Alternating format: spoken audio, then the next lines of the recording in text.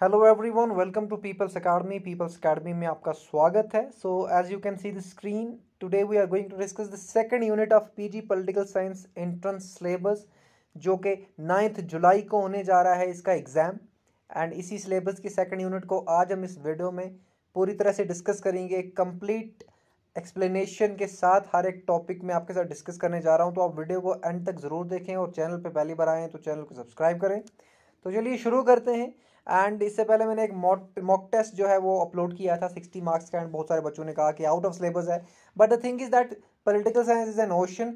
सिर्फ एक लिबर्टी पर आपको 100 पैटर्न से क्वेश्चन आ सकता है। सो ऐसा नहीं है कि कोई भी क्वेश्चन आउट ऑफ सिलेबस था, हर एक क्वेश्चन किसी न किसी तरह से रेलेवेंट था। तो आप थोड़ा डिफरेंट तरह से अपनी जो प्रिपरेशन है उसको रखें। सिलेबस की लाइनें जो लिखी हुई हैं उनको भी ध्यान में रखें, लेकिन एमसीक्यूज जितने सॉल्व हो सकते हैं उतने सॉल्व करें। तो चलिए शुरू करते हैं ये डिस्कशन। एंड सबसे पहले हम यहाँ पे देखते हैं जो कंटेंट्स हैं यूनिट सेकंड के। यहाँ पे बेसिकली जितने भी कॉन्सेप्ट्स हैं पॉलिटिकल साइंस के वो यहाँ पे रखे गए हैं सेकंड यूनिट में। लिबर्टी का कॉन्सेप्ट है, इक्वालिटी का कॉन्सेप्ट है, justice, democracy, rights and power. ये 6 कॉन्सेप्ट्स हैं। इनके आगे बहुत सारी और भी चीज़ें हैं, ये सारी हम डिस्कस करेंगे। तो चलिए शुरू करते हैं। सबसे पहले हम लिबर्टी को देखते हैं। सो लिबर्टी के एक डेफिनेशन है, सिंपल डेफिनेशन हम देखें तो it is basically absence of restraints. कि जब आप पर कोई भी रिस्ट्रिक्शन नहीं है तो इट मीन्स कि आपके पास लिबर्टी है। So liberty is interpreted at the absence of all restrictions on the actions of individuals. Individual के एक्शंस पे जब कोई भी रिस्ट्रिक्शन ना हो तब हम उसको लिबर्टी कहेंगे, उस कंडीशन को हम लिबर्टी कहेंगे। अब लिबर्टी के बहुत सारे पर्सपेक्टिव्स हैं, बहुत सारे व्यूज़ हैं, और सबसे पहला हमारे पास है according to syllabus liberal individualistic view of liberty. अब ये क्या है, इसमें दो व्यूज़ हैं लिबर्टी के। एक हमारे पास नेगेटिव लिबर्टी है, एक पॉजिटिव लिबर्टी है। तो पहले हम नेगेटिव लिबर्टी को देखेंगे। तो जब हम नेगेटिव लिबर्टी की बात करते हैं तो हम फ्रीडम फ्रॉम इंटरफेरेंस की बात करते हैं कि negative liberty means when there is no restriction upon the individuals. And second thing, the state was viewed as necessary evil. और नेगेटिव लिबर्टी वाले जो लिबरल्स हैं, जो नेगेटिव लिबर्टी को सपोर्ट करते हैं, वो ये कहते हैं कि स्टेट एक नेसेसरी इवल है। जैसे कि थॉमस पेन है, तो ये कहते हैं कि स्टेट नेसेसरी इवल है। नेसेसरी इसलिए क्योंकि थोड़ी बहुत स्टेट की ज़रूरत पड़ती है, और इवल इसलिए क्योंकि ये रिस्ट्रिक्शंस लगाता है। सो स्टेट का एक लिमिटेड रोल है, ठीक है। और स्टेट का मेजर काम यह है कि वो प्रॉपर्टी और लाइफ को सिक्योरिटी दे, प्रोटेक्शन दे। इसी तरह से अजाया बर्लिन है, वो भी नेगेटिव लिबर्टी को सपोर्ट करते हैं और कहते हैं कि नेगेटिव लिबर्टी क्या है, it's an area with in which a man can act unobstructed by others. तो नेगेटिव लिबर्टी क्या है, एक एरिया है जिसमें एक पर्सन को कोई भी ऑब्स्ट्रक्शन ना हो, ठीक है। एंड इसके साथ साथ पॉजिटिव लिबर्टी की जब वो बात करते हैं तो वो कहते हैं कि पॉजिटिव लिबर्टी से टोटलिटेरियनिज्म का जन्म हो सकता है। टोटलिटेरियनिज्म की कंडीशंस या सिचुएशंस पैदा हो सकती हैं। किस तरह से होंगी, ये पॉजिटिव लिबर्टी का जो हम डिस्कस करेंगे तब मैं आपको बताऊंगा। अभी हम नेगेटिव लिबर्टी डिस्कस कर रहे हैं, और यहाँ पे नेगेटिव लिबर्टी के जो एडवोकेट्स हैं वो कहते हैं कि मिनिमल स्टेट होना चाहिए। मिनिमल स्टेट का कॉन्सेप्ट होना चाहिए, जो मैंने आपको पिछले वीडियो में चैप्टर 1 में बताया था कि मिनिमल स्टेट क्या होता है। एंड इसके साथ साथ नेगेटिव लिबर्टी को सपोर्ट करने वाले एडवोकेट्स हमारे पास John Locke, Adam Smith, Jeremy Bentham, James Mill, Henry Sidgwick, Isaiah Berlin and Herbert Spencer. So negative liberty in nutshell is talking about freedom from the interference, freedom from the external interference. To be precise, external interference की से ये freedom चाहते हैं कि कोई भी external interference, external restriction ना हो। एक्सटर्नल रिस्ट्रिक्शन हो सकती है स्टेट की शक्ल में, किसी दूसरे इंडिविजुअल की शक्ल में। I hope this is clear. चलते हैं आगे। Now that's come to the positive liberty concept. तो पॉजिटिव लिबर्टी की जब बात आती है तो यहाँ पे नेगेटिव लिबर्टी में हमने देखा था फ्रीडम फ्रॉम इंटरफेरेंस, लेकिन पॉजिटिव लिबर्टी कहती है freedom to what, freedom to do something. कि आपके पास फ्रीडम तो है, लेकिन are you able to do certain things और नॉट। तो यहाँ पे कहते हैं कि स्टेट का एक पॉजिटिव रोल है कि स्टेट ऐसी कंडीशंस को क्रिएट करेगा जिन कंडीशंस में एक इंडिविजुअल अपनी फ्रीडम को एक्सरसाइज कर पाएगा। अब यहाँ पे मैं एक एग्जांपल देता हूँ। फॉर एग्जांपल, अगर दोनों मेल एंड फीमेल्स को ये फ्रीडम दे दी गई है कि आप एजुकेशन अवेल करो, ठीक है, लेकिन रिसोर्सेज ही नहीं दिए जा रहे हैं फीमेल्स को, तो एक तरह से ये फ्रीडम, उनके पास नेगेटिव लिबर्टी तो है कि उन पे कोई रिस्ट्रिक्शन नहीं है, फीमेल्स पे नेगेटिव लिबर्टी तो है उनके पास कि उनके पास कोई भी रिस्ट्रिक्शन नहीं है, दे कैन अवेल एजुकेशन, लेकिन रिसोर्सेज नहीं है। बहुत जगहों पे फैमिलीज में एक मेल मेल चाइल्ड को पढ़ाते हैं, फीमेल चाइल्ड को नहीं पढ़ाते हैं because lack of resources. But negative liberty के पर्सपेक्टिव से देखें तो दोनों फ्री हैं कि वो एजुकेशन अवेल कर सकते हैं, लेकिन रिसोर्सेज नहीं है कि सारे एजुकेशन अवेल कर सके। तो यहाँ पे क्या है, स्टेट का काम है कि ऐसी कंडीशंस को क्रिएट करना कि दोनों जेंडर्स एजुकेशन अवेल कर सकें। इसके सबसे बड़े जो हमारे पास सपोर्टर है that is John Stuart Mill, ये पॉजिटिव लिबर्टी का कॉन्सेप्ट देते हैं, ठीक है। एंड यहीं से पॉजिटिव लिबरलिज्म भी निकल के आता है, क्योंकि लिबरलिज्म के भी दो फॉर्म्स हैं, एक क्लासिकल लिबरलिज्म जिसको नेगेटिव लिबरलिज्म कहते हैं, एंड देन एक पॉजिटिव लिबरलिज्म, ठीक है। एंड इसके आगे there is one more person जिनको टी.एच. ग्रीन कहा जाता है। टी.एच. ग्रीन भी पॉजिटिव लिबर्टी के एक एडवोकेट हैं, और वो कहते हैं कि पॉजिटिव लिबर्टी क्या है, the conception of freedom, the conception of freedom and define sorry first modern liberal embrace positive conception of freedom and define freedom as the ability of the people to make most and best of themselves. So positive liberty या फिर positive freedom का concept यहाँ पे कुछ इस तरह का है कि फ्रीडम से क्या होना चाहिए कि एक पर्सन की एबिलिटी एनहांस होनी चाहिए और एक पर्सन जो है अपने आप को पूरी तरह से डेवलप कर पाए, ठीक है। और वो तभी डेवलप कर पाएगा जब स्टेट वो कंडीशंस को प्रोवाइड करेगा, कंडीशंस को क्रिएट करेगा डिफरेंट तरीकों से। स्टेट स्कॉलरशिप प्रोवाइड करेगा, स्टेट रिसोर्स उसको डिस्ट्रीब्यूट करेगा, स्टेट उसको अपॉर्चुनिटीज देगा, ठीक है।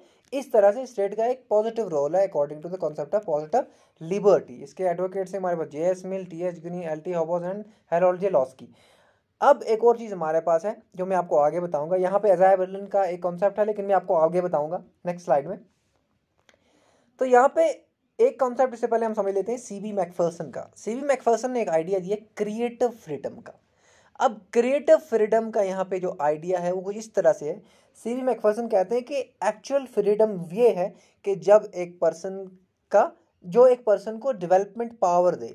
डेवलपमेंटल पावर का यहाँ पे जब बात करते हैं सीबी मैकफर्सन, तो दो तरह के पावर की बात करते हैं, एक डेवलपमेंटल पावर की बात करते हैं, एक एक्सट्रैक्टिव पावर की बात करते हैं। Extractive power and developmental power.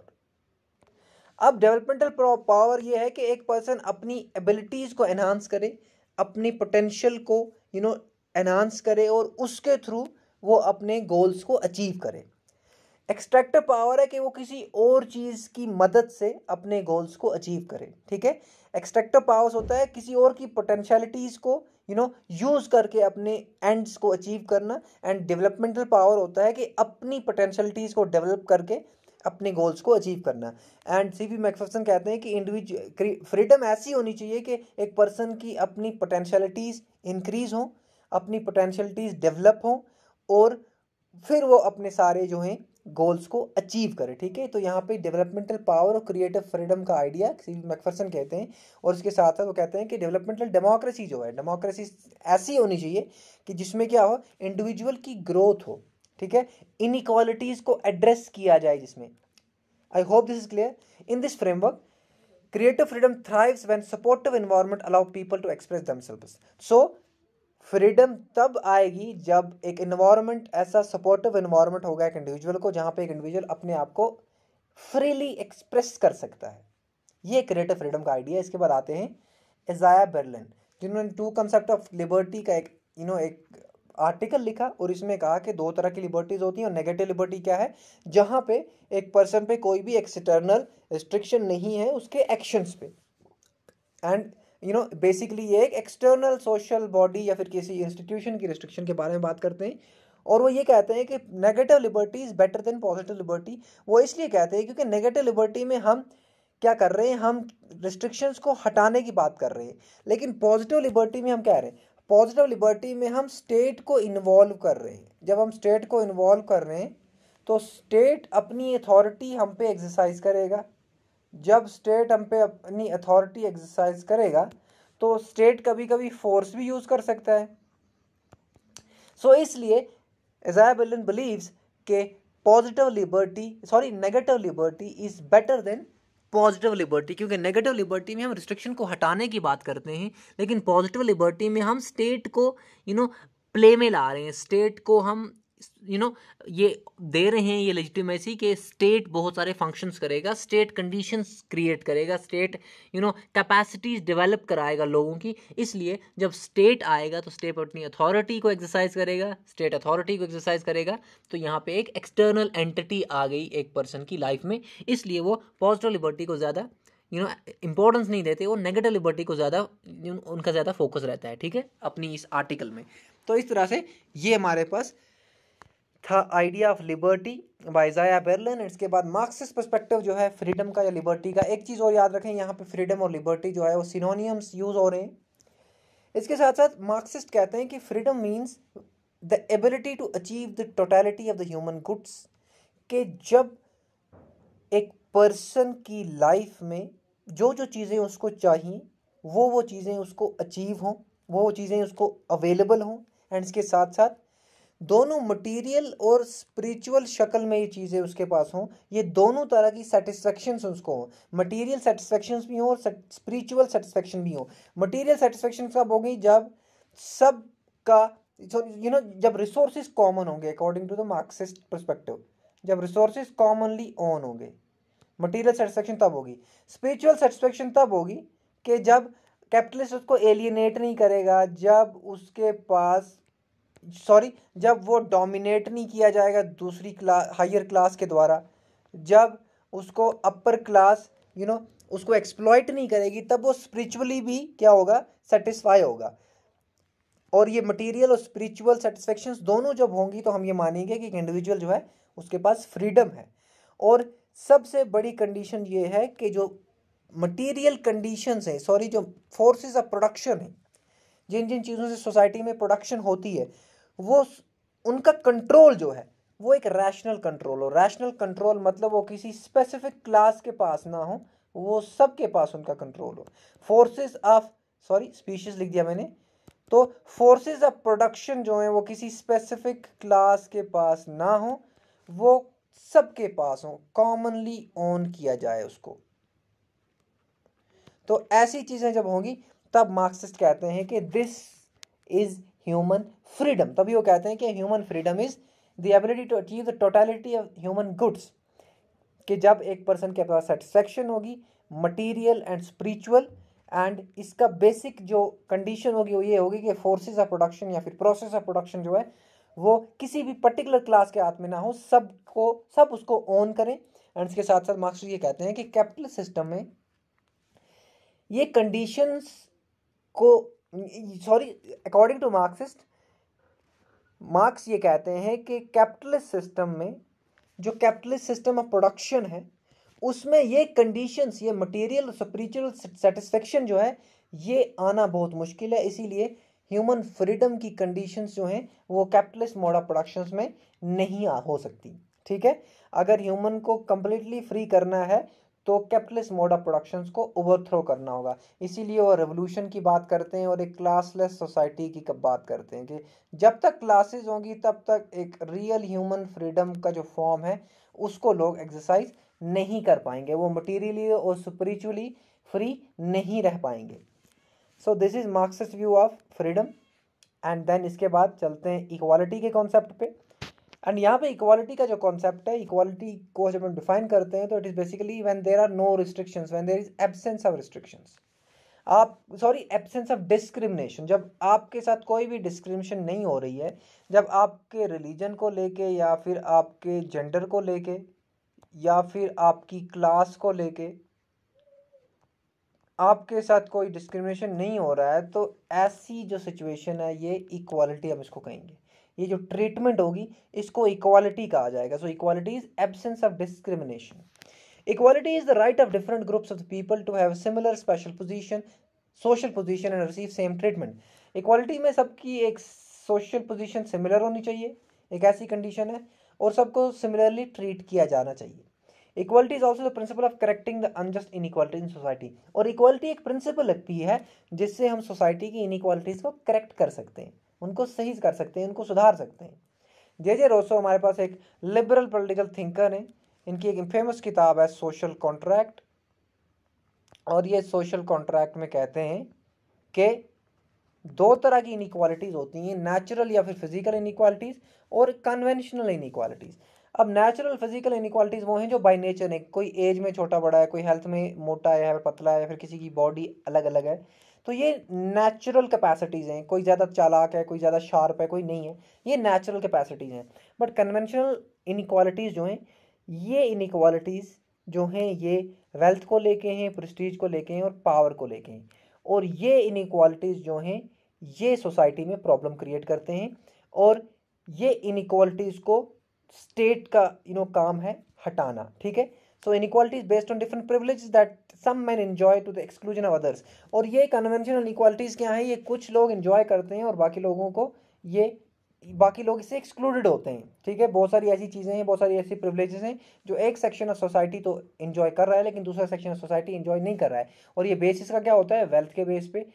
कुछ लोगों के पास ज़्यादा रिसोर्सेज हैं, कुछ लोगों के पास कम है, कुछ लोगों के पास ज़्यादा पावर है, कुछ लोगों के पास पावर नहीं है। ठीक है, तो ये कन्वेंशनल इनइक्वालिटीज़ हैं। और ये रोसो कहते हैं कि ये सिविलाइजेशन जब बनी उसके बाद ये इनइक्वालिटी शुरू हुई, स्टेट ऑफ नेचर में ये इनइक्वालिटीज़ नहीं थी।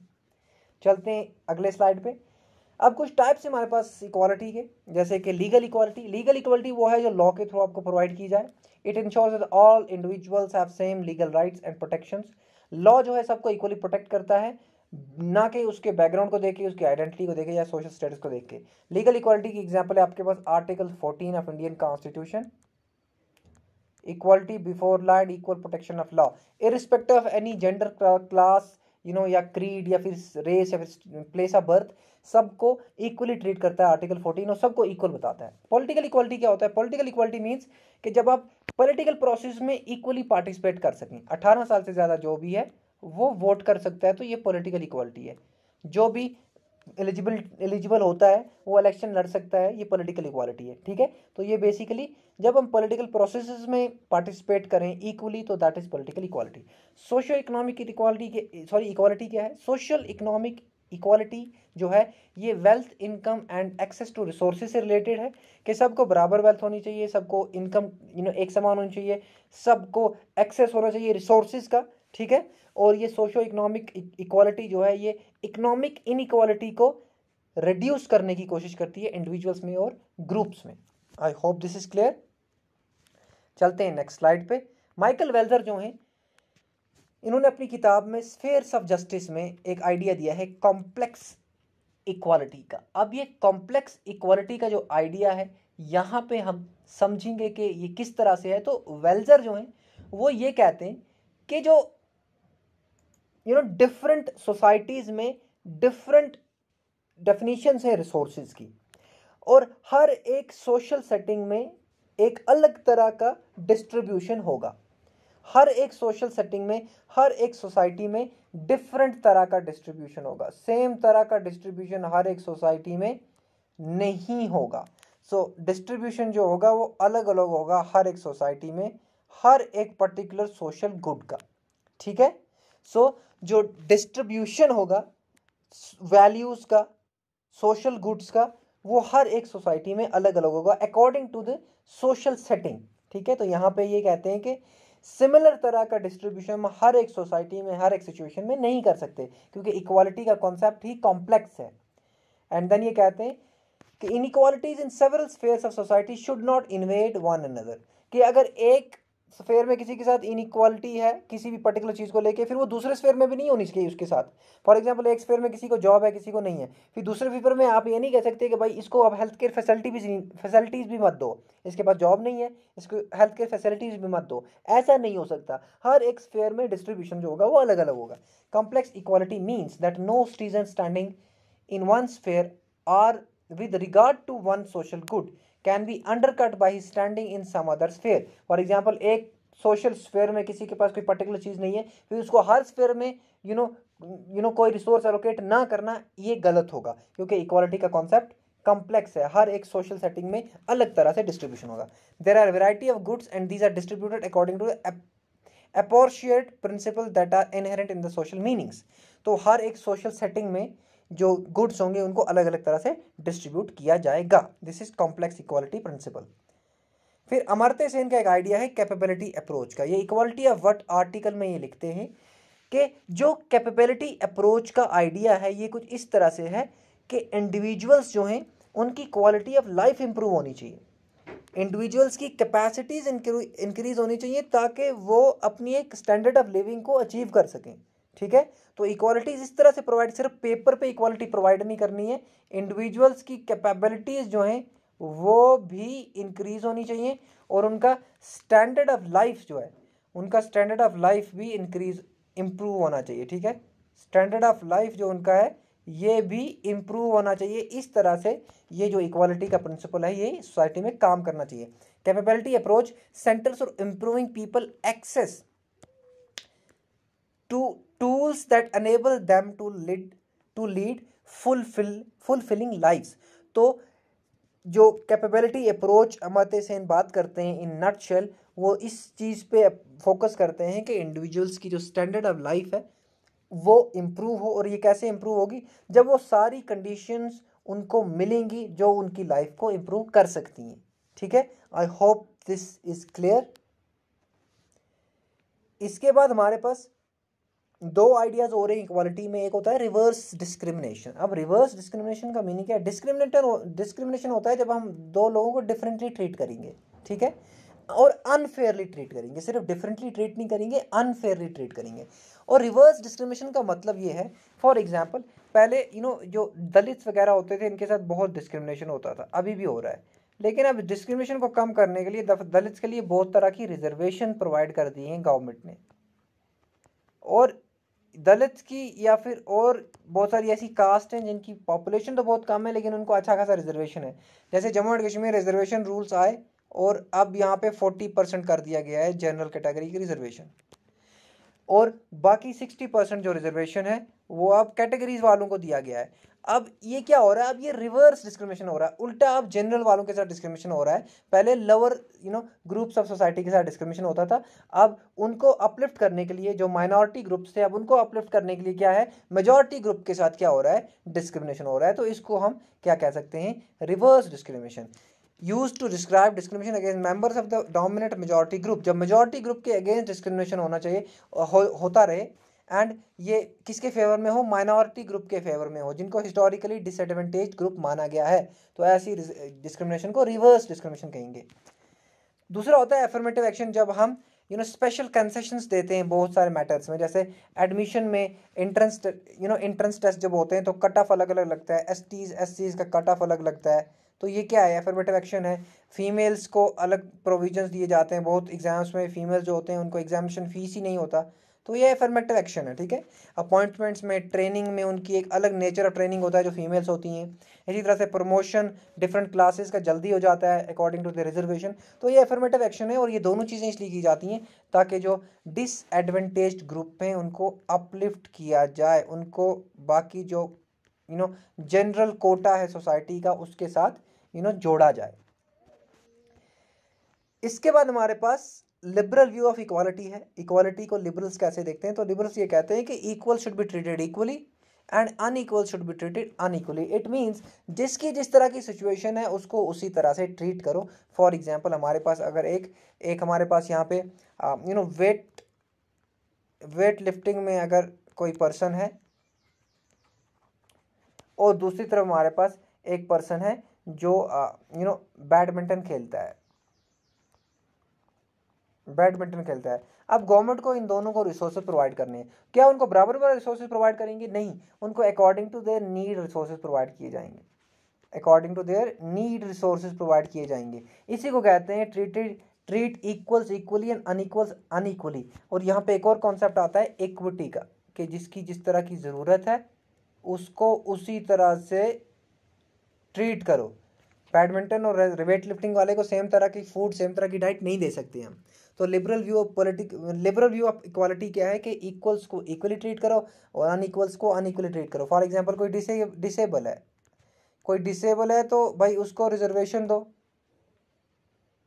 क्योंकि वो एक अनइक्वल है तो उसको एक दूसरे तरीके से ट्रीट करो, फिर अनइक्वली ही ट्रीट करो। ठीक है, तो ये है liberal view of equality. It advocates equality of adequate opportunities, और अपॉर्चुनिटी दी जाए हर मेंबर ऑफ सोसाइटी को। फिर है लिबर्टेरियन व्यू। लिबर्टेरियन में मैंने आपको बताया है, हमारे पास मिल्टन फ्रेडमैन है, एफ ए हाइक हैं, ये लिबर्टेरियंस हैं। और ये सबसे ज़्यादा क्या फोकस करते हैं कि स्टेट का कम से कम रोल होना चाहिए इंडिविजुअल के एक्टिविटीज़ में, और ये मानते हैं कि individual knows his best. Just a second, इनका मानना है कि individual knows his best, individual एक रैशनल एनिमल है एंड इसलिए जो स्टेट होगा उस पर कोई रिस्ट्रिक्शन नहीं लगाएगा।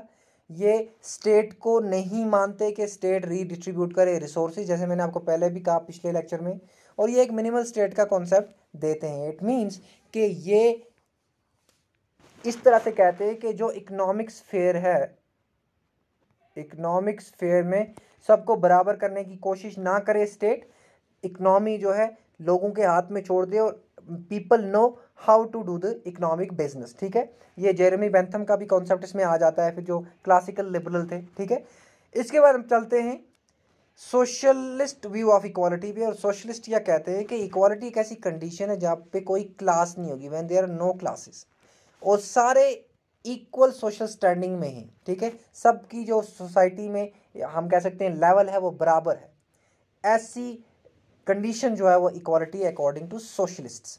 अब इसमें कार्ल मार्क्स आते हैं, फ्रेडरिक एंगल्स आते हैं, वो ये कहते हैं कि इक्वालिटी जो है as a political concept and value and moreover as one suited to promote bourgeois class interests.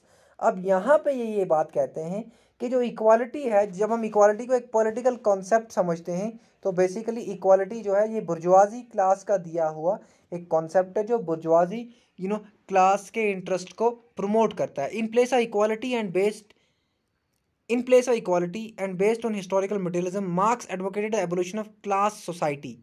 अब यहाँ पे क्या है, मार्क्स ये कहते हैं कि इक्वालिटी को प्रमोट करने से अच्छा है कि हम क्या करें, हम क्लास सोसाइटी में से क्लास को ही हटा दें। जब हम सोसाइटी में से क्लास को हटा देंगे तो ऑटोमेटिकली सब बराबर हो जाएंगे, क्योंकि क्लास हटेगा, वो स्टेट को हटाने की बात करते हैं, क्लास को हटाने की बात करते हैं, और प्राइवेट प्रॉपर्टी को हटाने की बात करते हैं। ये सारी चीज़ें हम हट जाएंगे तो सारे लोग एक जैसे हो जाएंगे। ठीक है, सो दिस इज मार्क्सिस्ट या फिर हम सोशलिस्ट व्यू ऑफ इक्वालिटी। और एक और चीज़ आप याद रखेंगे, ये मार्क्स जो थे बेसिकली ये सोशोलॉजिस्ट ही थे पहले। ठीक है, बाकी उनका जो बाद में थॉट आया, उनके नाम से उसको मार्क्सिज्म पड़ गया। ठीक है, basically was a sociologist, and वो इक्वालिटी को जब पॉलिटिकल कॉन्सेप्ट एंड वैल्यू देखते हैं। ठीक है, Marx and Engels always regard equality as a political concept and value and moreover as one suited to promote bourgeois classes. और ये bourgeoisie class जो है इनका ही दिया हुआ एक कॉन्सेप्ट है कि इक्वालिटी खेलते रहो, एंड जो डोमिनेंट क्लास है, जो बुर्जुआजी क्लास है, वो इनको एक्सप्लॉइट करती रहेगी। ठीक है, बट वो सोल्यूशन क्या देते हैं, वो सोल्यूशन ये देते हैं कि क्लास ही हटा दो, क्लास सिस्टम हटा दो, स्टेट को हटा दो, प्राइवेट प्रॉपर्टी को हटा दो, इक्वालिटी अपने आप आ जाएगी। And then comes the idea of justice. अब आइडिया ऑफ जस्टिस क्या है? जस्टिस जो है बेसिकली रिलेटेड है कि रिसोर्सेज सोसाइटी में किस तरह से एलोकेट किए जाएं, क्या क्राइटेरिया होना चाहिए, एक लॉजिकल क्राइटेरिया कौन सा होना चाहिए जिसमें goods, services, opportunities, benefits, power and honours, ये सारी चीज़ें सोसाइटी में किस तरह से एक लॉजिकल तरीके से एलोकेट होंगी, डिस्ट्रीब्यूट होंगी, यही जो है जस्टिस का बेसिकली आइडिया है। और स्पेशली जब सिचुएशन ऐसी हो जहाँ पे स्कार्सिटी हो, रिसोर्सेज कम हो, वहाँ पे लॉजिकली और फेयरली किस तरह से ये सारी चीज़ें हम एलोकेट कर सकते हैं, ये बेसिकली फोकस है जस्टिस के आइडिया का। जस्टिस प्राइमरली है problem discovering the right course of action. For example resource distribute करने हैं तो एक राइट मेथड क्या होगा कि रिसोर्सेज को सोसाइटी में डिस्ट्रीब्यूट किया जाए। अर्नेस्ट बाकर जो है अपनी किताब principles of social and political theory में कहते हैं कि जस्टिस जो है ये बेसिकली लिबर्टी, इक्वालिटी और फ्रेटर्निटी का एक सिंथेसिस है, कि ये तीनों वैल्यूज़ जो हैं ये होंगी तभी जस्टिस होगा। लिबर्टी होगी, इक्वालिटी होगी, और इसके साथ साथ फ्रेटर्निटी होगी, और इसके बाद जो है एक लॉजिकल एलोकेशन ऑफ रिसोर्सेज किया जाएगा, उसको हम जस्टिस कहेंगे। Justice we seek to regulate human relation in society by principle of liberty, but liberty is qualified by principle of equality and equality is further qualified by the principle of fraternity। तो basically ये concepts जो हैं एक दूसरे को बांधते हैं, और जस्टिस जो है एक थ्रेड है जो लिबर्टी, इक्वालिटी, फ्रेटर्निटी को एक साथ बांधे रखता है। और एक और थिंकर हमारे पास है प्लेटो, जो बहुत इंपॉर्टेंट थिंकर है। प्लेटो ये कहते हैं कि जस्टिस क्या है भाई, जस्टिस है कि हर कोई इंडिविजुअल अपनी ड्यूटी पे कॉन्सेंट्रेट करे, जिसको वो फंक्शनल स्पेशलाइज कहते हैं, स्पेशलाइजेशन कहते हैं। और वो ये भी कहते हैं कि जिसके पास नॉलेज है वही रूल करेगा, जिसके पास स्ट्रेंथ है वही मिलिट्री में जाएगा, और जिसके पास एपिटाइट है वही एग्रीकल्चरल प्रैक्टिस में जाएगा। ठीक है, ये जस्टिस का कॉन्सेप्ट है बाय प्लेटो। और यहाँ पे अर्नेस्ट बार्कर एक अलग चीज़ बताते हैं, वो कहते हैं कि लिबर्टी, इक्वलिटी, फ्रेटर्निटी जो है ये जस्टिस के आसपास की चीज़ें हैं, और ये सारी चीज़ें होंगी तभी जस्टिस की कंडीशंस फुलफिल हो सकती हैं। क्योंकि जस्टिस में हम क्या कर रहे हैं, हम जस्टिस में ह्यूमन रिलेशंस को रेगुलेट कर रहे हैं। किस तरह से, रिसोर्सेज को डिस्ट्रीब्यूट करके, रिसोर्सेज को लॉजिकली डिस्ट्रीब्यूट करके। ठीक है, ह्यूमन रिलेशंस को हम क्या कर रहे हैं, रेगुलेट कर रहे हैं। और इसमें हमें प्रिंसिपल ऑफ इक्वालिटी, लिबर्टी और फ्रेटर्निटी की ज़रूरत पड़ती है हमेशा। Then procedural justice and substantial justice, ये भी आपके सिलेबस में है। तो प्रोसीजरल जस्टिस बेसिकली ये बात करता है प्रोसीजर्स की। प्रोसीजर्स की मींस प्रोसीजरल जस्टिस प्रोसीजर्स और रूल्स की बात करता है, प्रोसीजर्स और रूल्स की।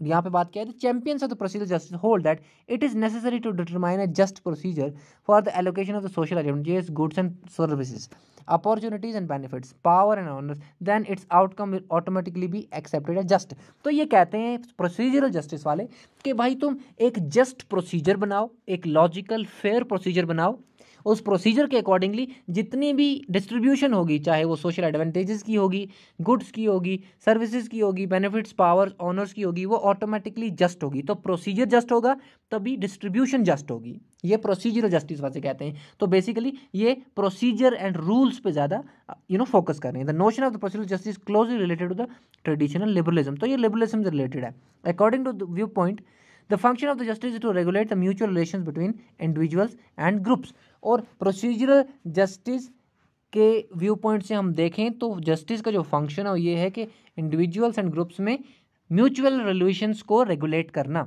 इसके बाद the quest for justice should aim at evolving reasonable rules. So basically again यही बात कहता है कि रीजनेबल रूल्स होने चाहिए, जिनके अकॉर्डिंगली हम क्या करेंगे, हम डिफरेंट ग्रुप्स ऑफ सोसाइटी में रिसोर्सेज को एलोकेट करेंगे। और रूल्स रीजनेबल होंगे तो डिस्ट्रीब्यूशन अपने आप रीजनेबल होगी। जस्ट प्रोसीजर होगा तो डिस्ट्रीब्यूशन जस्ट ही होगी automatically. It requires the state to ensure that no individual group would oppress another by force of fraud.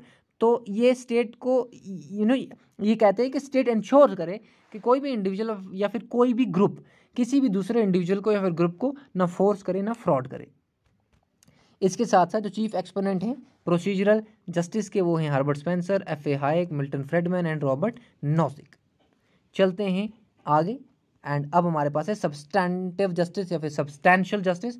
और ये कहते हैं कि जो एलोकेशन है और डिस्ट्रीब्यूशन है सोशल एडवांटेजेस की among various section of society, ये जस्ट होनी चाहिए। प्रोसीजर जस्ट हो ना हो, बट जो एलोकेशन एक्चुअल में हो रही है वो एलोकेशन जस्ट होनी चाहिए। ठीक है, एक्चुअल में जो एलोकेशन हो रही है, जो डिस्ट्रीब्यूशन हो रही है वो जस्ट होनी चाहिए, ना कि सिर्फ प्रोसीजर जस्ट हो और एलोकेशन अपने आप जस्ट हो जाएगी। ऐसा नहीं हो सकता। That is the primary issue, the procedure for making such allocation is secondary issue. तो ये कहते हैं कि प्रोसीजर सेकेंडरी इशू है, एलोकेशन प्राइमरी इशू है, तो डिस्ट्रीब्यूशन प्राइमरी इशू है। और डिस्ट्रीब्यूशन ही सही होनी चाहिए, भले ही वो किसी तरह के प्रोसीजर से भी हुई हो। The idea of substantive justice जो है ये फिलोसफी ऑफ सोशलिज्म से रिलेट करता है। It holds that the test of justice in society consist in ascertaining whether the poor and the under privilege have adequate opportunity to improve their lot. तो यहाँ पे बात ये है कि सब्सटेंटिव जस्टिस वाले ये कहते हैं कि भाई सिर्फ प्रोसीजर नहीं बनाना है, ये भी देखना है कि ग्राउंड लेवल के पे क्या गरीब लोगों को प्रिविलेजेस मिली हैं, अपॉर्चुनिटीज़ मिली हैं कि नहीं मिली हैं। ठीक है, ऐसा नहीं है कि आप रूल बना दो कि भाई सबको अपॉर्चुनिटी जॉब की मिलनी चाहिए, लेकिन ग्राउंड लेवल पे जो गरीब लोग हैं वो एक्सेस ही नहीं कर रहे हैं बहुत सारी चीज़ों को। तो ऐसा नहीं होना चाहिए। एलोकेशन डिस्ट्रीब्यूशन जस्ट होनी चाहिए, प्रोसीजर भले ही जस्ट हो ना हो। It demands that the opportunities of self development should be progressively extended to the under privilege and disadvantage section of society. तो ये सोशलिज्म की फिलोसफी से ये सब्सटेंटिव जस्टिस का आइडिया जो है ये इन्फ्लुएंस है। तो इसलिए यहाँ पे डिसएडवांटेज सेक्शंस ऑफ सोसाइटी की बात होती है कि उनको अपॉर्चुनिटीज़ जो हैं वो पूरी तरह से मिले। सिर्फ प्रोसीजर को मत देखो जो पेपर पे लिखा हुआ है, आप ये भी देखो कि ग्राउंड लेवल पे एक्चुअली किन किन लोगों को रिसोर्सेज मिल रहे हैं कि नहीं मिल रहे हैं। This is substantive justice. Nutshell में ये कहें, प्रोसीजरल जस्टिस वाले ये कहते हैं कि प्रोसीजर सही बनाओ, प्रोसीजर जस्ट होगा तो एलोकेशन जस्ट होगी। लेकिन सब्सटैंटिव जस्टिस वाले ये कहते हैं कि प्रोसीजर जस्ट हो ना हो, जो एलोकेशन है, जो डिस्ट्रीब्यूशन है, वो जस्ट होनी चाहिए, वो रीजनेबल होनी चाहिए, वो फेयर होनी चाहिए। Then comes the idea of democracy. और डेमोक्रेसी क्या है, ग्रीक वर्ड से निकली है, इसका मीनिंग दो ग्रीक वर्ड से निकली है, डेमो एंड क्रेसी। इसका मतलब यह है कि पीपल हैव पावर, ठीक है, रूल ऑफ द पीपल। तो यहाँ पे अब्राहम लिंकन की एक डेफिनेशन है, government of the people, by the people, for the people. आप 8th क्लास से पढ़ते आ रहे होंगे। तो डेमोक्रेसी बेसिकली क्या है, it's a government that implies the ultimate authority of the government is vested in the ordinary people. कि जो अथॉरिटी है वो ऑर्डिनरी पीपल के हाथ में, एंड वही अपना रिप्रेजेंटेटिव चुनते हैं, जो रिप्रेजेंटेटिव उनके लिए काम करता है, ठीक है। सो एंड इसमें डेमोक्रेसी की कुछ टाइप्स भी हैं। प्रोटेक्टेड डेमोक्रेसी क्या होती है, प्रोटेक्टेड डेमोक्रेसी एक limited indirect form of democratic rule है, जिसमें इंडिविजुअल्स को क्या किया जाता है, गवर्नमेंट के अगेंस्ट एक डिफेंस प्रोवाइड किया जाता है कि गवर्नमेंट बहुत सारी चीज़ें नहीं कर सकती है एक डेमोक्रेटिक सेटअप में। तो वो प्रोटेक्टिव डेमोक्रेसी है। देखो गवर्नमेंट आपको बगैर किसी रीज़न के अरेस्ट नहीं कर सकती, गवर्नमेंट बगैर किसी रीज़न के प्रेस पे सेंसरशिप नहीं लगा सकती, गवर्नमेंट बगैर किसी रीज़न पे ह्यूमन राइट्स को वायलेट नहीं कर सकती। तो ये प्रोटेक्टिव डेमोक्रेसी का आइडिया है कि जहाँ पे गवर्नमेंट के अगेंस्ट, गवर्नमेंट का जो आर्बिट्रेरी पावर है उसके अगेंस्ट इंडिविजुअल्स को प्रोटेक्शन मिलती है। दूसरा हो गया डेवलपमेंटल डेमोक्रेसी। डेवलपमेंटल डेमोक्रेसी मैंने आपको पहले ही बताया, ये हमारे पास जो C.B. मैकफर्सन है उनका आइडिया है, ठीक है। और यहाँ पे क्या है कि इंडिविजुअल की जो पार्टिसिपेशन है वो ज़्यादा से ज़्यादा होनी चाहिए, एंड जब ज़्यादा से ज़्यादा इंडिविजुअल की पार्टिसिपेशन होगी तो इंडिविजुअल फ्लॉरिश करेगा, इंडिविजुअल की डेवलपमेंट होगी। तीसरा है डेलिब्रेटिव डेमोक्रेसी। ये डेमोक्रेसी है कि भाई जितने भी डिसीजन लिए जाते हैं ये पब्लिक डिबेट और डिस्कशन के थ्रू लिए जाएँ, ठीक है। और डिस्कशन से क्या होगा, इंडिविजुअल की, सिटीजन की आइडेंटिटीज़ और इंटरेस्ट को क्या होंगे, शेप होंगे। ये हैबरमास ने डेलिब्रेटिव डेमोक्रेसी का आइडिया दिया है, ये आप याद रखेंगे, जॉर्जन हैबरमास, ठीक है, ये आप याद रखेंगे। सो ये कुछ टाइप्स हैं डेमोक्रेसी के। फिर हमारे पास प्रोसीजरल डेमोक्रेसी आती है। प्रोसीजरल डेमोक्रेसी बेसिकली बात करती है कि भाई डेमोक्रेसी में जो बेसिक चीज़ें हैं वो उन पे फोकस है। जैसे कि हमारे पास इलेक्शन कराना है, इलेक्शन का जो प्रोसेस है वो अकॉर्डिंग टू द प्रोसीजर होना चाहिए, ठीक है। जो इलेक्शंस हैं वो हर 5 साल के बाद होने चाहिए। यूनिवर्सल एडल्ट फ्रेंचाइज जो है वो होना चाहिए, 18 साल से प्लस लोगों को वोट का पावर होना चाहिए, ठीक है। एंड इसके साथ साथ central procedure, the central procedure of democracy is the selection of the leaders for competitive elections. तो यहाँ पे सबसे ज़्यादा फोकस किया जाता है कि प्रोसीजर्स के थ्रू एक गवर्नमेंट बना दी जाए, प्रोसीजर्स के थ्रू लीडर्स को इलेक्ट किया जाए, प्रोसीजर के थ्रू वोट डाला जाए, ठीक है। This view does not focus on the liberty liberty and freedom as it emphasises how to elect democratic government. बस ये इस पे फोकस करते हैं प्रोसीजरल डेमोक्रेसी वाले कि गवर्नमेंट को किस तरह से इलेक्ट करना है, क्या प्रोसीजर के थ्रू गवर्नमेंट को इलेक्ट करना है, ठीक है। बाकी गवर्नमेंट कुछ कर रही है नहीं कर रही है वो अलग चीज़ है, उस पर ये ज़्यादा गौर नहीं करते, ये सिर्फ प्रोसीजर पे फोकस करते हैं, जिस तरह से प्रोसीजरल जस्टिस वाले प्रोसीजर पे फोकस कर रहे थे। Then comes substantive democracy. Substantive democracy tries to overcome the shortcomings of the procedural view, arguing that social economic differences could hamper people's participation in the democratic process. और ये यहाँ पे कहते हैं कि भाई प्रोसीजर को मत देखो, ये भी देखो कि डिफरेंट सेक्शन ऑफ सोसाइटी में सोशल इकोनॉमिक डिफरेंसेस हैं और इनसे क्या हो सकता है, कुछ लोग पार्टिसिपेट कर सकेंगे, कुछ लोग नहीं कर सकेंगे। It focus on the outcomes. जो सब्सटैंटिव डेमोक्रेसी है ये आउटकम्स पे फोकस करती है, ना कि गवर्नमेंट किस तरह से इलेक्ट होगी, ठीक है। Instead of ends in order to truly work for the govern. The right of the marginalized sections of women and poor are protected through redistributive justice so that the conditions can be created through the state intervention for their participation in political process। और कुछ लोगों को political process में participate करने के लिए वो conditions provide हमें करके देनी होगी, ठीक है। तो सब्सटैंटिव डेमोक्रेसी बेसिकली आउटपुट पे फोकस करती है, ये सिर्फ ये नहीं देखती कि गवर्नमेंट किस तरह से किस प्रोसीजर से इलेक्ट हुई है, ये इस बात पे फोकस करती है कि जो गवर्नमेंट इलेक्ट हुई है इसमें सारे सेक्शंस ऑफ सोसाइटी की पार्टिसिपेशन थी या नहीं थी। अगर गरीब लोग इसमें पार्टिसिपेट नहीं कर पा रहे हैं तो उनको किस तरह से हम पार्टिसिपेट कराएं। तो यहाँ पे रूसो आर्ग्यू करते हैं कि idea of democracy, the idea of a democracy, a formal variety of democracy is equivalent to slavery. और वो ये भी कहते हैं कि जो फॉर्मल सिस्टम है डेमोक्रेसी को एक तरह की स्लेवरी है, and it's only egalitarian democracies which have political legitimacy. तो यहाँ पे आप ध्यान से सुनना, रोसो कहते हैं कि ये सिंपल जो वोटिंग और लीडर्स को इलेक्ट करना है ये एक तरह की स्लेवरी है।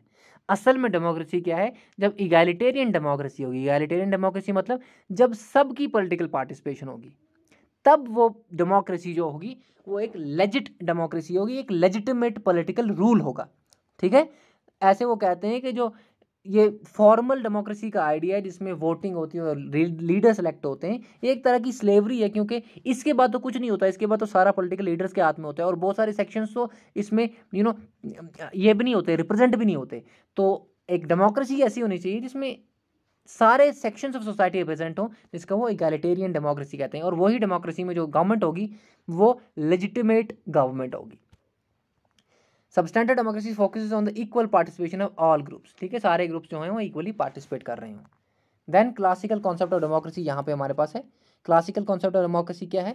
जो डेमोक्रेसी एथेंस ग्रीस में हमें देखने को मिलती है।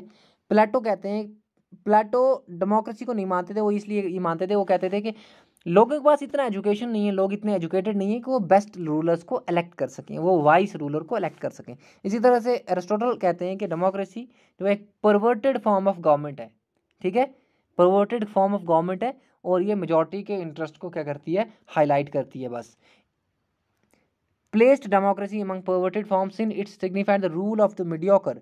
और हमेशा ये देखा गया है कि सोसाइटी में मेजॉरिटी जो होती है वो मीडियोकर्स होते हैं, सिर्फ कुछ परसेंट लोग जो होते हैं वो इंटेलिजेंट होते हैं, एजुकेटेड होते हैं, ठीक है। और डेमोक्रेसी में क्या होता है? मेजॉरिटी ही गवर्नमेंट बनाती है, जो मेजॉरिटी मीडियोकर्स होते हैं, इसलिए एरिस्टोटल डेमोक्रेसी को परवर्टेड फॉर्म ऑफ गवर्नमेंट मानते थे। अब क्लासिकल डेमोक्रेसी में एरिस्टोटल आ गए, प्लेटो आ गए और उसके साथ साथ जेम्स ब्राइस भी हैं, एवी डाइसी भी हैं, ये आप याद रखेंगे, एडवोकेट्स हैं। फिर आती है लिबरल डेमोक्रेसी। इसकी कुछ प्रिंसिपल्स हैं, जैसे गवर्नमेंट कॉन्सेंट से बनाई जाएगी, पब्लिक के लिए गवर्नमेंट अकाउंटेबल होगी, मेजॉरिटी रूल होगा, माइनॉरिटी राइट्स को रिकग्नाइज किया जाएगा और गवर्नमेंट जो होगी वो कॉन्स्टिट्यूशन के अकॉर्डिंगली चलेगी, ठीक है। तो ये कुछ फीचर्स हैं, आप इनको खुद भी पढ़ सकते हैं। Then elite theory of democracy. अब एलीट थ्योरी जो है, ये कुछ लोग हैं जो एलीट थ्योरी में आते हैं, जैसे हमारे पास पेरेटो है, मॉस्को है, माइकल्स है, ठीक है। और ये कहते हैं कि democracy is no more than a foolish delusion because political power is always exercised by privileged minority। तो एलीट थ्योरी ऑफ डेमोक्रेसी वाले ये कहते हैं कि भाई जो डेमोक्रेसी है ये इल्यूजन है, ये लोगों को बेवकूफ़ बनाया जाता है, क्योंकि पॉलिटिकल पावर तो बस कुछ ही लोगों के हाथ में होता है। Democracy in other words comes down to the rule of the 51%। तो हमने देखा है कि मेजॉरिटी 51% जो होती है वही रूल करती है, तो 49 जाए भाड़ में। ये इस तरह से क्या होता है? टायरनी ऑफ मेजॉरिटी हो जाती है, ठीक है। मेजॉरिटी का एक तरह से शासन होता है, जिसको एलेक्स डी टॉक्वेली ने कहा है टायरनी ऑफ मेजॉरिटी, किसको? डेमोक्रेसी को। आपके याद रखेंगे। तो एलीट थ्योरी ऑफ डेमोक्रेसी वाले क्या कहते हैं कि भाई जो पावर है वो तो हमेशा छोटे से ग्रुप के हाथ में रहेगा, जिनको एलीट्स कहा जाता है, जो एक माइनॉरिटी ग्रुप है, ठीक है, जो कि एक माइनॉरिटी ग्रुप है। तो हमें लगता है कि सारे वो लोग वोट डाल रहे हैं, बट बेसिकली पावर तो कुछ ही लोग एक्सरसाइज कर रहे हैं, ठीक है।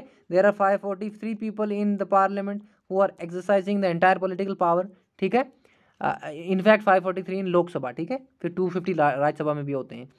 सो ये एलीट थ्योरी ऑफ डेमोक्रेसी का आइडिया है कि भाई कुछ ही लोगों के पास असल में पॉलिटिकल पावर होता है। फिर हमारे पास है पार्टिसिपेटरी डेमोक्रेसी। तो ये कहते हैं कि अल्टीमेट अथॉरिटी जो है गवर्नेंस की वो लोगों के पास होनी चाहिए। और ये मॉडल ऑफ डेमोक्रेसी जो है ये क्या कहता है कि पीपल्स पार्टिसिपेशन जो है वो हर एक डेमोक्रेटिक प्रोसेस में होनी चाहिए। और जे रोसो ने ये आइडिया दिया है अपने सोशल कॉन्ट्रैक्ट बुक में, और ये कहते हैं कि सॉवरेनिटी जो है ये सिर्फ लोगों से ओरिजिनेट नहीं होनी चाहिए, ये लोगों के पास ही रहनी चाहिए। लेकिन यहाँ पे आज के डेमोक्रेटिक सिस्टम में इंडिया में हम देखते हैं कि लोग तभी के सॉवरेन है जब तक वो वोट डाल रहे हैं। वोट जैसे ही उन्होंने डाला है, लीडर इलेक्ट हुआ, उसके बाद लीडर की अपनी मर्जी है, वो कुछ भी करे, ठीक है। बेसिकली तो यही हो रहा है ना, ग्राउंड लेवल पे तो यही होता है। सो ये पार्टिसिपेटरी डेमोक्रेसी का आइडिया है कि भाई डेमोक्रेसी में जो अल्टीमेट अथॉरिटी है वो लोगों के पास हो, सारे डिसीजन जो हैं वो लोगों की पार्टिसिपेशन से लिए जाएं और लोगों के पास सॉवरेनिटी हो वोट डालने से, गवर्नमेंट बनने से भी पहले और गवर्नमेंट बनने के बाद भी। देन राइट्स क्या होते हैं? राइट्स एंटाइटलमेंट्स हैं कि कुछ एक्शंस दूसरा परफॉर्म नहीं करेगा और हमें हार्म करेगा, एंड कुछ ऐसे एक्शंस जो हम परफॉर्म कर सकते हैं।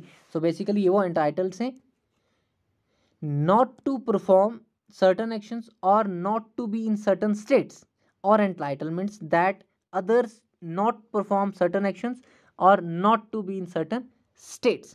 तो ये ऐसी राइट्स ऐसे एंटाइटलमेंट्स हैं जो हमें बहुत सारे एक्शन से बचाते हैं, जो कि दूसरे अदरवाइज एक्शन कर सकते हैं। Basically rights are meant to safeguard individual from irresponsible and arbitrary use of power। तो irresponsible use of power जो होता है उससे हमें राइट्स बचाते हैं। तो राइट्स के कुछ कंपोनेंट्स भी बताए गए हैं कि प्रिविलेज भी एक तरह का राइट होता है, क्लेम भी एक तरह का राइट होता है, पावर भी एक तरह का राइट है, और इम्यूनिटी भी एक तरह का राइट है। ठीक है, ये 4 तरह के बेसिक एलिमेंट्स हैं राइट्स के।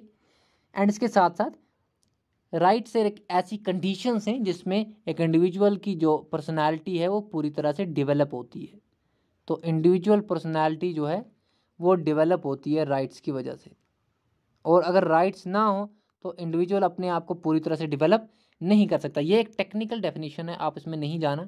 ये कहने की यही कोशिश कर रहा है इस टेक्निकल डेफिनेशन में कि राइट्स ऐसे एंटाइटलमेंट्स हैं, ऐसे क्लेम्स हैं जो बहुत सारे लोगों को बहुत सारे एक्शन करने से रोकते हैं।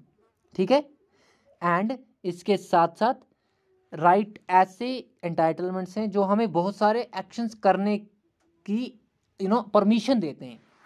आई hope this is clear. For example fundamental rights की बात करें तो फंडामेंटल राइट्स में हमें आर्टिकल 21A है, उसमें राइट टू एजुकेशन है। तो ये हमें एजुकेशन अवेल करने की परमिशन देता है ये पर्टिकुलर राइट, ये ठीक है, एजुकेशन अवेल करने की एंटाइटलमेंट देता है। एंड इसके साथ साथ कुछ ऐसे राइट्स हैं जैसे कि हमारे पास आर्टिकल 15 है कि हमारे साथ कोई भी डिस्क्रिमिनेशन नहीं कर रहा है, कर सकता, तो ये किसी को रोक रहा है ये पर्टिकुलर राइट जो है। ठीक है, तो राइट दोनों सिचुएशंस में काम करता है। बहुत सारी चीज़ों को करने की हमें ये फ्रीडम देता है, और बहुत सारे चीज़ों को हमारे साथ होने से ये रोकता है। जैसे कि स्टेट हमें बिना वजह अरेस्ट नहीं कर सकता, क्योंकि आर्टिकल 32 जो है वो वहीं से मैंडेमस रिट जो है इशू कर देगा, sorry habeas corpus writ issue कर देगा कि भाई आपने अरेस्ट क्यों किया है। ठीक है, सो राइट्स वो कंडीशंस हैं जिससे एक इंडिविजुअल जो है अपनी पर्सनालिटी को डेवलप कर सकता है। ठीक है, और हमें राइट्स आर्बिट्री पावर से बचाते हैं, स्टेट जो है आर्बिट्री पावर यूज़ नहीं कर सकता। फिर हमारे पास पॉजिटिव और नेगेटिव राइट्स हैं। The holder of negative right is entitled to non interference. ठीक है, जब नेगेटिव राइट हमारे पास होता है तो हमारी लाइफ में कोई इंटरफेरेंस नहीं कर सकता। While the holder of a positive right is entitled to the provision of some goods of services. ठीक है, तो अगेन वही जो एग्जांपल मैंने दी कि कुछ राइट्स ऐसे हैं जो हमारे साथ गलत चीज़ें होने से रोकते हैं, लेकिन कुछ राइट्स ऐसे हैं जो हमें हमारे साथ अच्छा जो हमारे साथ हम जिनकी वजह से हमें अच्छे प्रोविजंस मिलते हैं, या फिर गुड्स की शक्ल में या फिर सर्विसेज की शक्ल में। फॉर एग्जांपल आर्टिकल 21A, इसकी वजह से हमें एलिमेंट्री एजुकेशन फ्री मिलता है। ठीक है, इसी तरह से आर्टिकल 25, 26, 28 ये हमारे पास क्या है, 25, 26, 27, 28 ये हमें रिलीजन की फ्रीडम देते हैं। ठीक है, तो ये ऐसे राइट हैं जो पॉजिटिव राइट हैं, लेकिन कुछ ऐसे राइट हैं जो नेगेटिव राइट हैं जो हमें बहुत सारी आर्बिट्री एक्शन से बचाते हैं। ठीक है, तो ये नेगेटिव राइट हैं जो हमें आर्बिट्री एक्शन से बचाते हैं, एंड जो पॉजिटिव राइट हैं वो हमें बहुत सारी गुड्स एंड सर्विसेज को अवेल करने में हेल्प करते हैं। A right against assault is classical example of negative right. ठीक है, हमें कोई असॉल्ट नहीं कर सकता क्योंकि ये नेगेटिव राइट हमारे पास है कि हमें कोई असॉल्ट नहीं कर सकता। और a right to welfare assistance is a prototypical positive right, और हमें जब वेलफेयर असिस्टेंस मिलती है स्टेट की तरफ से तो वो पॉजिटिव राइट है। आई होप दिस इज क्लियर, ज़्यादा मुश्किल नहीं है ये। फिर हमारे पास राइट्स होते हैं types of rights. Natural rights जो बाय नेचर इनहेरिट करते हैं हम, जो कि जॉन लॉक भी कहते हैं right to life, liberty and property. Moral rights ये वो राइट्स हैं जो हमारी कॉन्शियसनेस में होते हैं, they are backed by moral force, ये कोई लीगल फोर्स इनको बैक नहीं करती। ठीक है, ये गुडनेस और जस्टिस के आइडियाज़ पे बेस्ड होते हैं। इसी तरह से सिविल राइट्स वो राइट्स हैं जिससे हम एक सिविलाइज्ड लाइफ जी सकते हैं। ठीक है, एंड पॉलिटिकल राइट्स वो राइट्स हैं जिससे हम जिससे हम क्या कर सकते हैं, पॉलिटिकल प्रोसेसेस में इन्वॉल्व हो सकते हैं, पार्टिसिपेट कर सकते हैं। ठीक है, इकोनॉमिक राइट्स क्या हैं, इकोनॉमिक राइट्स हैं वो राइट्स जो हमें इकोनॉमिक सिक्योरिटी देते हैं, फूड है, क्लोथिंग है, शेल्टर है, मेडिकल ट्रीटमेंट है, एजुकेशन है। ठीक है, ये सारी चीज़ें हैं। आई होप दिस इज क्लियर। आगे बढ़ते हैं, फिर थेरीज ऑफ राइट्स हैं। नेचुरल राइट्स की थेरी है जो कि बेसिकली ये कहती है कि जो राइट्स हैं वो ऑलरेडी पहले से ही लोगों को, ठीक है, these comprise the natural rights the man which must be respected and protected by the state. ठीक है, और सिविल सोसाइटी से पहले भी ये राइट्स हैं ऑलरेडी, जब से ह्यूमन दुनिया में आया तब से ये राइट्स हैं according to theory of natural rights.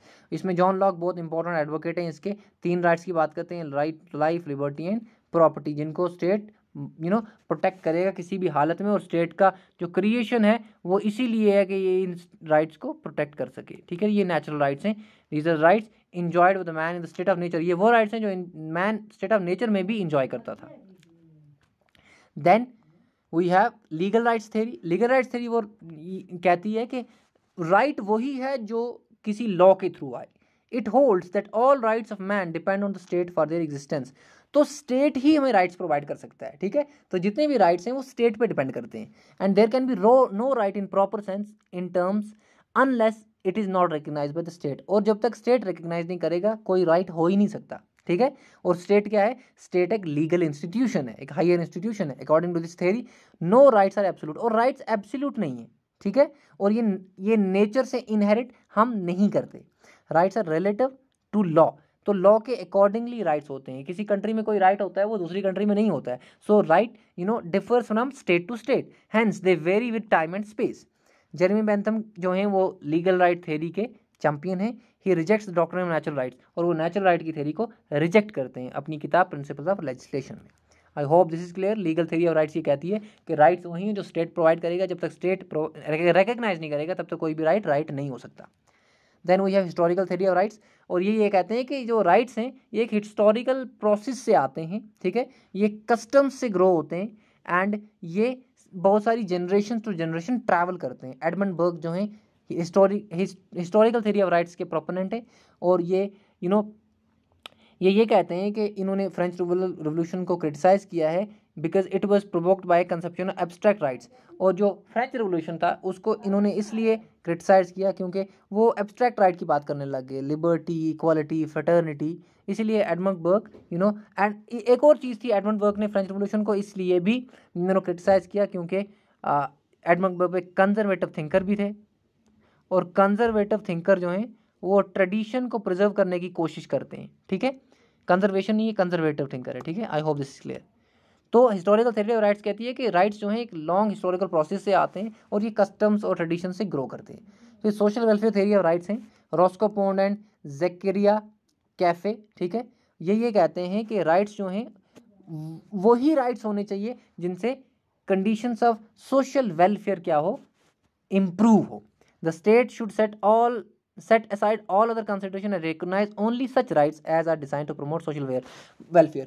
तो स्टेट वही राइट्स को रिकॉग्नाइज करे जो सोशल वेलफेयर को प्रमोट करते हैं, ठीक है। No theory of rights can be held valid until it serves the cause of social justice.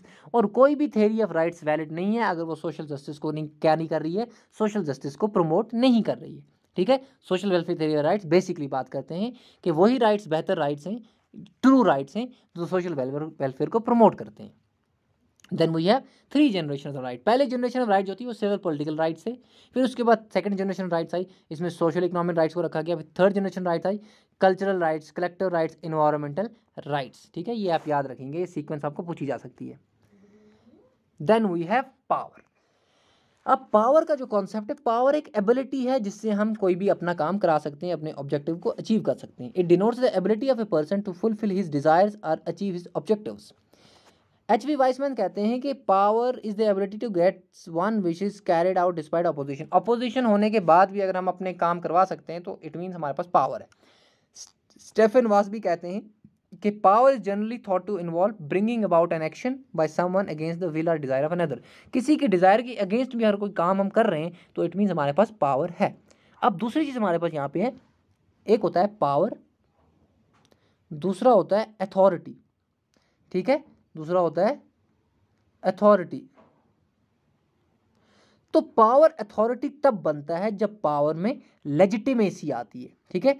Authority मतलब पावर प्लस लेजिटिमेसी, ठीक है। ये मैं आपको इस तरह से बातें कर रहा हूँ आपको। मैं अगर एक पर्सन है, उसके पास एक गन है और वो आपसे कोई भी काम करवा सकता है, ठीक है। तो ये पावर की डेफिनेशन है, ये अथॉरिटी की डेफिनेशन नहीं है। क्यों? क्योंकि हम उसमें उसको विलिंगली ओबे नहीं कर रहे हैं, हम उसकी फोर्स की वजह से उसे ओबे कर रहे हैं। बट एक पर्सन है, फॉर एग्जांपल एक डेप्यूटी कमिश्नर है, एक डेप्यूटी कमिश्नर है, वो कोई भी ऑर्डर निकालता है और सारे लोग विलिंगली उसको ओबे करते हैं। क्यों? क्योंकि हम समझते हैं कि वो जो पर्टिकुलर स्टेप कर रहा है वो सही है, हम उसको ओबे करते हैं, हम उसको लेजिटिमेसी देते हैं। तो ये है अथॉरिटी का कॉन्सेप्ट। अथॉरिटी तभी होगी जब पावर के साथ साथ लेजिटिमेसी होगी। लेजिटिमेसी जब तक नहीं होगी कोई भी पावर अथॉरिटी नहीं हो सकता, ठीक है। पावर तो फिजिकल फोर्स पे भी हम करा सकते हैं, लेकिन अथॉरिटी जो है उसमें लेजिटिमेसी हमेशा होती है। यहाँ पे एक बेहतर कोट है, आप इसको समझेंगे। If we think of power as a naked sword, अगर पावर एक नेकेड स्वॉर्ड है अथॉरिटी में be envisaged as a sword in its scabbard. तो अथॉरिटी क्या है कि स्वॉर्ड जो है अपने कवर में है। आई होप दिस इज क्लियर। यहाँ पे आप समझे होंगे कि अथॉरिटी, पावर तभी अथॉरिटी बनेगा जब उसके पास लेजिटिमेसी होगी। लेजिटिमेसी क्या है? जब हम विलिंगली कोई चीज़ को ओबे करते हैं, ठीक है, जब हम किसी चीज़ को कॉन्सेंट देते हैं, ठीक है। फोर्स के बेसिस पे हम किसी को कॉन्सेंट नहीं देते। कोई फोर्सफुली हमसे काम कराए, इट मीन्स के हम उसको कॉन्सेंट नहीं दे रहे हैं, बट हम कर रहे हैं क्योंकि हम डर रहे हैं फिजिकल पनिशमेंट की वजह से। बट लेजिटिमेसी ये है कि जब हम किसी को कॉन्सेंट देते हैं कि हाँ भाई ये काम आप कर रहे हो, ये काम बेहतर है, एंड वी एक्सेप्ट दिस, ठीक है, एंड वी ओबे दिस। फिर मैक्स वेबर 3 तरह की अथॉरिटीज़ की बात करते हैं: traditional authority, charismatic authority and legal rational authority. Traditional authority है जो हेरिडेटरी बेस्ड होती है। करिज्मेटिक अथॉरिटी है जो किसी रूलर के पर्टिकुलर एबिलिटीज़ पे होती है, जैसे गांधी जी थे, जवाहरलाल नेहरू थे, ठीक है, एंड बाकी लीडर्स जो होते हैं। लीगल रैशनल अथॉरिटी है जो आज की आप देखते हैं, जो एक इलेक्टेड हेड्स वगैरह होते हैं, ठीक है। तो ये 3 तरह की अथॉरिटीज़ की बात मैक्स वेबर करते हैं। इसके बाद पावर्स के कुछ फॉर्म्स हैं। पॉलिटिकल पावर क्या होता है? पॉलिटिकल पावर बेसिकली क्या है? जो आप देखते हैं कैबिनेट में प्राइम मिनिस्टर है, प्रेसिडेंट है, ठीक है, जो डिफरेंट पॉलिटिकल सिस्टम्स में डिफरेंट पॉलिसीज़ बनाते हैं, रिजॉल्व कन्फ्लिक्ट्स को रिजॉल्व करते हैं, रिसोर्स को डिस्ट्रीब्यूट करते हैं। तो ये पॉलिटिकल पावर के एग्जांपल है। प्रेसिडेंट हो गया, प्राइम मिनिस्टर हो गया, ब्यूरोक्रेटिक एडमिनिस्ट्रेटर्स हो गया, ये सारे पॉलिटिकल पावर के एग्जांपल हैं। इकोनॉमिक पावर क्या है? कि जिसके पास मटेरियल थिंग्स की पोजेशन है, बहुत ज़्यादा मटेरियल चीज़ें हैं, बहुत ज़्यादा पैसा है, बहुत ज़्यादा लग्जरी है, बहुत सारी चीज़ें हैं जो मटेरियल पोजेशंस हैं, तो इसको हम कहेंगे इकोनॉमिक पावर। आइडियोलॉजिकल पावर जो है, इट मीन्स ये एक मैनिपुलेटिव पावर होता है। मैनिपुलेटिव पावर मतलब ये पावर ऐसा होता है जो स्पिरिचुअल है, कल्चरल है, और सबसे बड़ी बात ये फिजिकली एग्जिस्ट नहीं करता, ठीक है। इट मीन्स कि ये एक इल्यूजन क्रिएट करता है कॉन्सेंट का। जो आइडियोलॉजिकल पावर है ये कॉन्सेंट का इल्यूजन क्रिएट करता है। जैसे कि Marx and Engels German ideology book में कहते हैं, the ideas of the ruling class are in every epoch the ruling ideas. कि जो डोमिनेंट क्लास होती है वो बाकी क्लासेस को मैनिपुलेट करती है अपने आइडियोलॉजिकल पावर से, जिसको बाद में ग्रामशी ने कहा हेजमनी। हेजमनी बेसिकली क्या है? एक स्पिरिचुअल एंड कल्चरल सुपरमेसी है रूलिंग क्लास की, और जो हमें लगता है कि सही है, जो हमें कॉमन सेंस लगती है, लेकिन वो कॉमन सेंस नहीं है, बेसिकली वो एक तरह की डोमिनेशन ही है। लेकिन वो डोमिनेशन आइडियोलॉजिकल है, हमारी सोच पे वो डोमिनेट कर रहे हैं, इसलिए हमको वो कॉमन सेंस लगती है। आई होप दिस इज क्लियर। आगे बढ़ते हैं। पॉलिटिकल ऑब्लिगेशन के क्या ग्राउंड्स हो सकते हैं? मतलब अगर स्टेट है, एक इंस्टीट्यूशन है, उसको हम ओबे कर रहे हैं, तो हम क्यों ओबे कर रहे हैं, क्या क्या ग्राउंड्स होते हैं ओबे करने के? पॉलिटिकल ऑब्लिगेशन हो क्या is refers to the moral duty of the citizens, the moral duty of citizens to obey the laws of their state. कि स्टेट के लॉज को जो ओबे करते हैं हम, हमारी एक मॉरल ड्यूटी है, और उसी को पॉलिटिकल ऑब्लिगेशन कहते हैं। लेकिन ये पॉलिटिकल ऑब्लिगेशन जो हम में है, ये क्यों है? बेसिकली इसके कुछ रीजन है। एक होता है fairness. A political committee is a cooperative scheme that is geared towards the production of benefits for its members, security, transport, clean water, and so forth. Participants adhere to the law and pay taxes to enjoy these benefits. एक तो ये है कि भाई state को ओबे करना या स्टेट के लॉज को ओबे करना फेयर है। क्यों फेयर है? क्योंकि स्टेट बहुत सारी चीज़ें करता है, हमें सिक्योरिटी प्रोवाइड करता है, हमें ट्रांसपोर्ट कम्युनिकेशन प्रोवाइड करता है, क्लीन वाटर प्रोवाइड करता है, बहुत सारी चीज़ें प्रोवाइड करता है, हम टैक्सेस देते हैं और हमें बेनिफिट्स मिलते हैं, ठीक है। तो ग्राउंड सब पहला ग्राउंड क्या है? फेयरनेस एक ग्राउंड है कि भाई it's okay to obey the laws of the state because state provides lot of things, ठीक है। दूसरा होता है ग्रेटिट्यूड। अब ग्रेटिट्यूड क्या है? कि स्टेट बहुत सारी बेनिफिट्स प्रोवाइड करता है लोगों को, और ये एक तरह का डेट होता है लोगों पे, और वो सिटीजन जो हैं इन रिटर्न जो हैं वो स्टेट के लॉज को ओबे करते हैं। This debt is owed regardless of whether these benefits are accepted और merely received, and the debt is repaid through obedience to law. State बहुत सारे फेवर्स करता है सिटीजन्स को, और सिटीजन्स के लिए ये फेवर्स एक तरह का डेट होते हैं, और उस डेट को कैसे रीपे करते हैं? वो स्टेट के लॉज को ओबे करके। और तीसरा होता है कॉन्सेंट। जब कोई किसी टेरिटरी में रह रहा है, इट डायरेक्टली इनडायरेक्टली मीन्स कि वो स्टेट के लॉज को ओबे कर रहा है, स्टेट की अथॉरिटीज़ को ओबे कर रहा है। तो कॉन्सेंट भी एक ग्राउंड ऑफ पॉलिटिकल ऑब्लिगेशन है। एक फेयरनेस है, एक ग्रेटिट्यूड है, एक कॉन्सेंट है। इसके बाद दो और हमारे पास ग्राउंड्स हैं, 3 और ग्राउंड्स हैं। एक है doctrine of force majeure. Doctrine of force majeure ये है कि भाई स्टेट जो है ये एक सुपीरियर स्ट्रेंथ का इंस्टीट्यूशन है और इसको एक्सेप्ट करने के अलावा, इसको ओबे करने के अलावा हमारे पास और कोई चारा नहीं है। State is so powerful that individuals has no option but obey its laws and commands. ठीक है, तो स्टेट मोस्ट पावरफुल इंस्टीट्यूशन है और डॉक्ट्रिन ऑफ फोर्स मेजोर ये कहती है कि because the state is most powerful institution that is why we have no other option in except to obey the state laws and its commands. दूसरा होता है divine right theory. ये कहती है, रॉबर्ट फिल्मर ने ये थ्योरी दी है कि भाई स्टेट जो है वो बेसिकली गॉड्स क्रिएशन है, किंग जो है वो गॉड्स क्रिएशन है। अब गॉड का रिप्रेजेंटेटिव है तो इसलिए हम उसको ओबे करना ही करना है, हमारे लिए कंपलसरी हो जाता है कि गॉड के रिप्रेजेंटेटिव को ओबे करना। ये डिवाइन राइट ऑफ थ्योरी कहती है कि king is representative of God, so that's why we should obey the representative of God. तीसरा है कंजर्वेटिव व्यू। अब कंजर्वेटिव व्यू ये कहता है कि advantage of obedience to any type of political authority outweigh the disadvantages of having no government at all. तो David Hume के द्वारा ये कहा गया है कि भाई स्टेट को ना ओबे करने से बेटर है कि स्टेट को ओबे किया जाए। क्यों? वो इसलिए कि पॉलिटिकल अथॉरिटी के जो एडवांटेजेस हैं वो बहुत ज़्यादा हैं जो डिसएडवांटेजेस हैं पॉलिटिकल अथॉरिटी के। ठीक है, गवर्नमेंट ना होने से बेटर क्या है? गवर्नमेंट का होना। तो इसीलिए हमें गवर्नमेंट को एंड स्टेट को एंड उसके लॉज को ओबे करना है। ये हैं कुछ ग्राउंड्स जिन पे हम ये कहते हैं कि हम जो है हमें ओबे करना चाहिए और हम ओबे करते हैं एक स्टेट और उसके अथॉरिटी और उसके लॉज को। आई होप दिस इज़ क्लियर। तो ये basically grounds of political obligation की बात यहाँ पे थी, आपके सिलेबस में ये टॉपिक है। ठीक है, fairness, gratitude, consent, doctrine of force majeure, divine right theory and conservative view. ठीक है, जो डेविड ह्यूम का है कि भाई गवर्नमेंट ना होने से बेटर है कि गवर्नमेंट हो और उसको ओबे करें। गवर्नमेंट नहीं होगी तो क्या होगा? दंगे होंगे, रॉयट्स होंगे, एक दूसरे को मारेंगे लोग। सो बेसिकली गवर्नमेंट होने के एडवांटेजेस ज़्यादा हैं, इसलिए हमें गवर्नमेंट रखनी चाहिए, स्टेट रखना चाहिए, उसके लॉज को ओबे करना चाहिए। आई hope this is clear and that's all for today. This was the second unit which I had told you people that I bring and ये मैंने आपके साथ डिस्कस किया। आप कमेंट सेक्शन में फीडबैक ज़रूर देंगे एंड इसके साथ साथ नेक्स्ट जो थर्ड फोर्थ फिफ्थ यूनिट है वो भी जल्दी आ जाएगा। वो कंटेंट ऑलरेडी रेडी है मेरे पास, बस रिकॉर्ड करना है।